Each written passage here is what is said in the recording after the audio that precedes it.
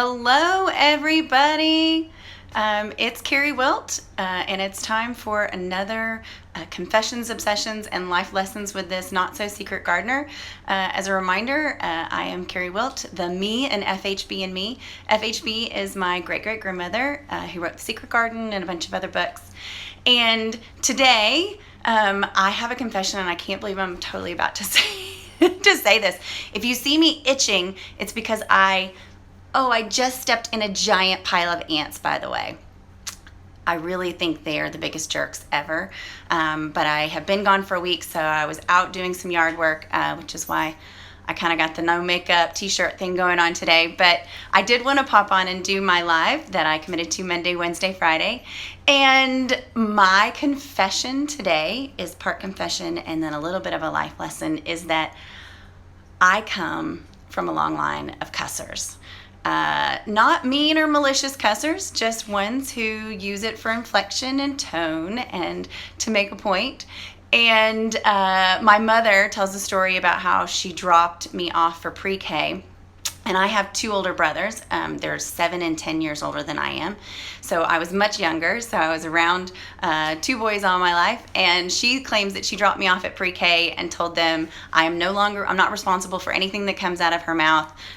She's got two older brothers, and she was worried of what was going to come out of my mouth. Well, she probably should have been worried, because even my mother is known to use a few words of her own, even lovingly referring to my father often as "you big shit," which I love. It's always the cutest thing ever. Anyways, and then my grandmother, my mother's mother, was also a prolific cursor.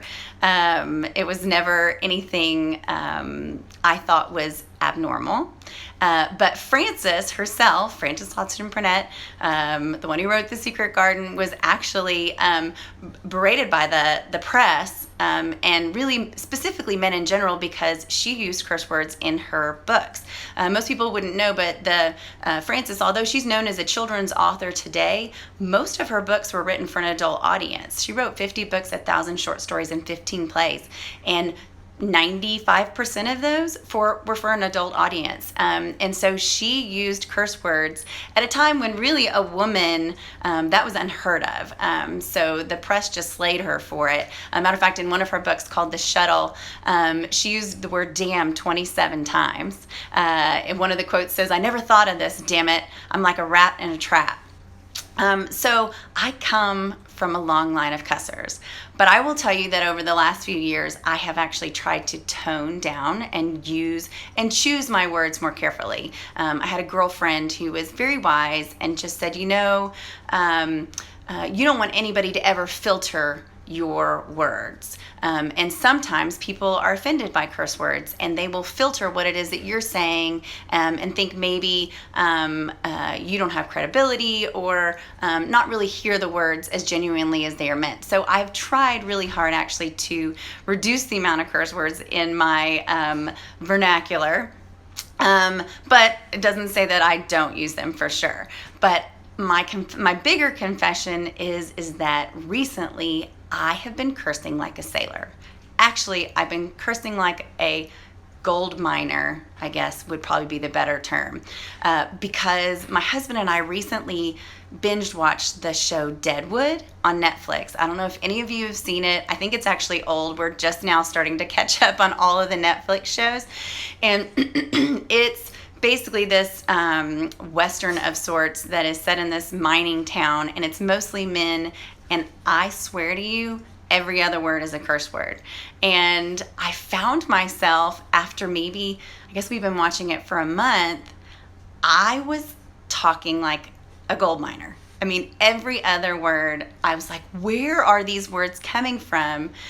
And then it dawned on me that listening to this all day, or once a day, was really getting in my psyche, and I was completely cursing out of my nature.